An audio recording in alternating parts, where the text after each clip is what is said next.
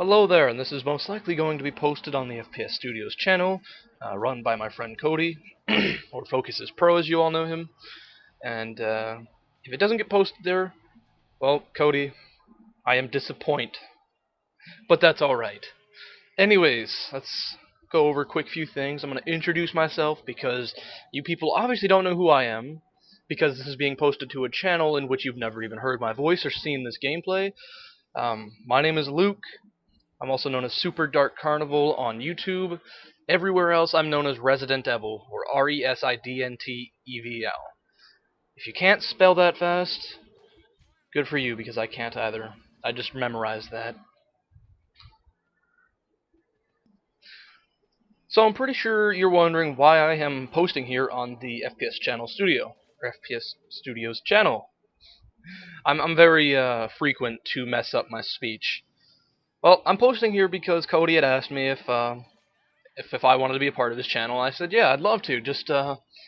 I can't record gameplay over my Xbox because I have a Dazzle, not an HD PVR.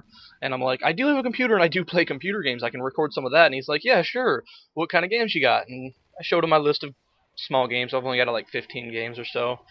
And, he told me, whatever I can record, like Team Fortress 2, Portal, this game here, Monday Night Combat. I actually installed it the other day and got into it. I just started playing it.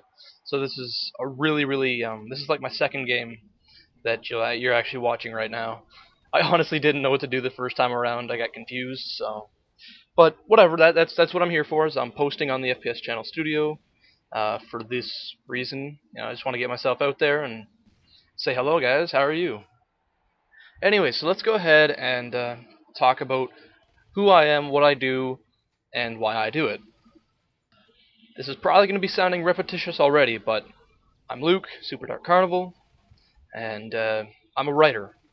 I enjoy writing stories. I enjoy the whole fact of having your own universe.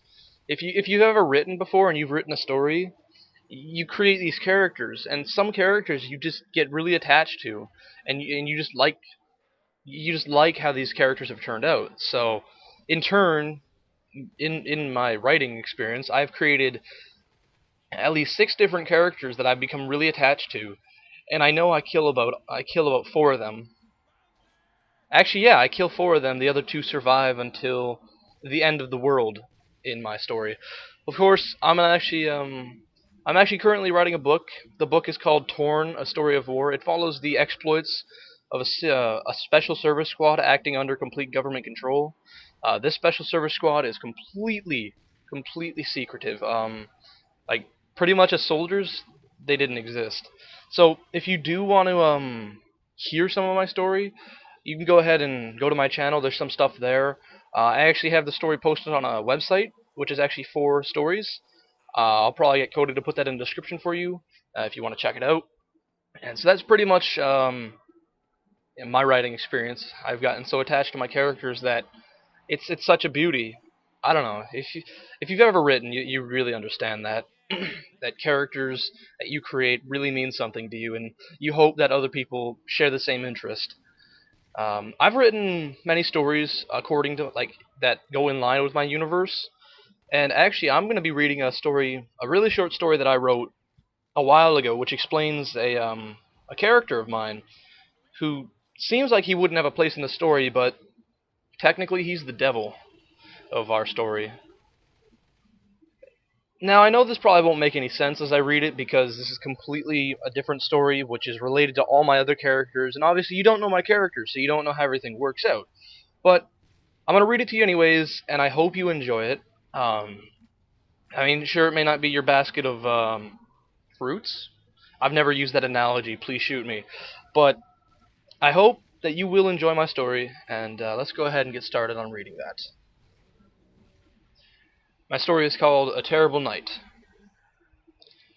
It was dark. It was a dark night outside. The air was dry with no wind. The trees were unmoving shadows in the scenery behind Thomas Breyer, a man with bad luck. Thomas had lost his money again on the racetracks, though his loss was different this time. The horse that he was betting on had a heart attack during the race. This had infuriated Thomas so much he left the course in rage, only to later realize he could have received a refund on the bet he made. Thomas walked through the streets of Salida, or Salida. I really don't know how to pronounce that. Forgive me. It's a town. It's the city in which my story, it's in which many of the characters in my story preside. So let's go back to that. Thomas walked through the streets of Salida, trying to kick every rock he passed by.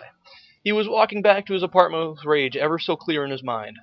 Thomas started to curse the people he knew. He cursed his brother, Jackson Breyer, who owned Breyer's Mercenary and Armament Company. He had cursed his brother for not giving him a stable job at his establishment. The income that Thomas might have made there could have been used, but the rewards of money were always so quick to be lost at the casino. He cursed his sister's husband, Jack Wendell, the ex-soldier who fought in the Civil War. Thomas was a twisted man. He loved his sister in the most incorrect ways. He wanted his sister to be his. He wanted to make offspring with his sister. Thomas did not care if it was not right. He just wanted his sister, Jennifer, to be his. He did not care about what people said. He only wanted her. Thomas had tried before to get his sister into his arms. The response he got out of her was crude, direct, and full of hatred. She told him to leave Salida and never come back. She stopped caring for him after he sent his own life into the downward spiral that he could not escape anymore. Thomas had not wanted to leave Salida because he could always find an odd job here and there to make a quick buck, which he lost to at the casinos. He also stayed because he did not like Jack Wendell.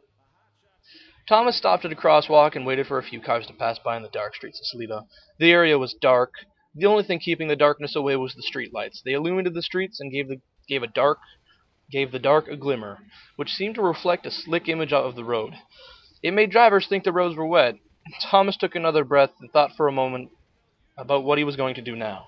He had just lost every cent of his money to the horse on the track, and soon he was derp, and soon he was going to be evicted from his apartment. He knew he had nothing else to live for, except for his sister. That is it, thought Thomas. I will kill Jack and bring Jennifer to my heart. She will accept me when she sees I am the stronger one. She cannot say no to me. Thomas's apartment was nothing more than a kitchen connected to a room that had a bathroom. It was a sad living place for anyone, but Thomas never cared. The place smelled of mold, and the place was well full of it. Thomas never had a knack for keeping his house clean and had gotten many complaints from the other people who lived in the apartment. The kitchen was an absolute mess. There were candy wrappers strewn about the floor, messy, unfinished meals upon the counters and tables. The stove was caked with grease and other unmentionable foods. His room was no different. There were clothes, dirty and clean, just tossed around all the place, on the floor, by the windows, on the bed. Thomas lived in absolute filth. His bathroom was the worst. There were bloodstains on the walls, from Thomas had gone crazy and he thought he'd lost his mind. He just about cut himself dry until his brother walked in on him in time to save him. There were pills, bottles all around the sink. Most of the bottles were empty. They were uppers. Something Thomas desperately needed, but could not find any. Thomas washed his face with some cold water from the sink in the bathroom. The cold splash on his face refreshed the tormented man. His thoughts were clearer. He now realized he needed a weapon to kill Jack. Thomas had thought about a weapon that he might have had. He remembered under the bed he had a combat knife lying there. Indeed, there was a combat knife there. Thomas pocketed the knife and left his messy apartment. He walked outside into the cold, dry night again, and started to make his walk down to Jack Wendell's home. A car would occasionally pass by Thomas, and the driver never cared to notice the creep in the dark clothes. People always tried to keep themselves away from Thomas. His dark and shadowed appearance scared many people. Jack Wendell, an ex-Special Forces soldier, was sitting in his living room, watching the news while sipping some wine. On the TV, it showed a dome in the water under construction. The dome looked very big. There were houses and other places that looked like stores and parks. The reporter said the new dome would be built. I screw up quite often when reading stories and scripts. I'm really bad with that. Excuse me. The reporter said that the new dome was being built. The reporter said the new dome being built was going to be called Hemming. The city could supposedly house up to as many people as the city of New York. Jack's wife, Jennifer, walked into the room. She was a beautiful woman, no doubt. Her personality and looks is what caught Jack's attention towards her. She had nice long brown hair that looked so perfect. Her eyes were a perfect hazel color, which gave off a shine. Jennifer said to Jack, "It's a bit late, dear. Shall we get some sleep now?" Jack sighed and turned off this television. "Sorry, Jen, but tonight I'm staying up. You should get some rest, though. It would be good for you to be well rested. Daniel told me something was wrong about tonight." Jennifer examined the area that Jack was sitting in. She noticed Jack's old school Tonto, a double-edged dagger, which was long enough for stabbing and slashing. Jack had told her it was a gift from his father. She knew her husband was a cold killer from the war he served in, and she never could imagine a man such as Jack killing. But she knew he did what he did was for the greater good. "All right," Jennifer said. "I'll go to bed." Jack said to her as she walked away to the room, "I love you, Jennifer."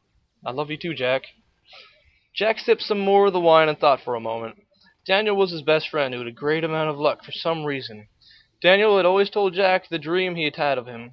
He told him in that dream he saw a shadowy figure breaking into Jack's house and slitting his throat, killing Jack. Then he said that the shadowy figure went to take Jennifer away. Jack knew exactly who the character in Daniel's dream was. It was Jennifer's brother, Thomas. Jack had always called Thomas the terrible gambler, because of the bad luck that he brought with him whenever he went. Jack hated Thomas. He believed that Thomas was a leech upon society. The man would beg, steal, and borrow whatever he could possibly get. The man would My apologies. I really stumble. The man would beg, steal, and borrow whatever he possibly could, just to lose it as fast as he earned it. Thomas was outside of Jack's house. The yard was very clean and well kept. In the daylight, the grass was a lush green. As well, there was a garden, which was home to flourishing, beautiful flowers. Roses, lilacs, and tulips grew in the garden. Sadly, the winter was approaching fast, and the flowers would soon wither, and the grass would be covered in snow. The house Jack lived in was something quite nice as well. It was very big and had a beautiful shade of red. The house stood out from the other houses, even in the dark night. Thomas walked up to the door. The door appeared to be made of mahogany wood, which suited the house's color. Not wanting to take any chances, Thomas went through with his plan. He broke the door with his strongest kick. The door flew right off the hinges and hit the floor with a heavy thud. Thomas walked over the door and straight into the living room to see his target, Jack Wendell, sitting on a chair. Jack appeared to be sleeping in the chair, snoring peacefully.